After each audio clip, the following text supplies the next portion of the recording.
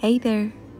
For this month, I wanted to showcase a theme inspired by the original illustrations of Alice in Wonderland. They were painted by the Victorian artist Sir John Tenniel in 1865, and despite the fact that they were a bit lost with newer versions coming out, they are now well known and truly appreciated by millions around the world. Like almost everybody else, I first knew about Alice in Wonderland from the 1951 Disney movie. That adaptation is my all-time favorite. I remember we had a vinyl with a story featuring the music, sounds, and voices from the movie. I could hear it over and over again. It really stuck with me, and of course, I knew all the movie lines by heart. Years later, as a teenager, I came across the original book and read it in 3 days. I was amazed at how different it was from the movie, but as young as I was, I still preferred the movie. Then I watched Hallmark's version, which I think is underrated. It came out in 1999 and I loved it. It was more true to the book and the cast was simply amazing. My all-time favorite comic actor, Martin Short, Gene Wilder, and Whoopi Goldberg, among others, made of it the perfect mix of fantasy, fun, and insanity. Plus, the photography was truly idyllic. It remains to this day my most favorite live-action version of the book. Then 2010 came with the highly anticipated version of Tim Burton, a live-action that added creepiness and, in my opinion, too much violence to it, and I personally think it was not needed. A downside is that both movies deviate a long way from the original book, so I must admit that for me, aside the amazing visuals, they are my least favorite versions. I also think that having Johnny Depp as the Hatter could have been way more wonderful than the redhead mess that they disguised him as. But that's just my personal opinion. I know that many people out there love these versions. At the end of the day, and I realized when I reread the book quite recently, I think that the story is so smart.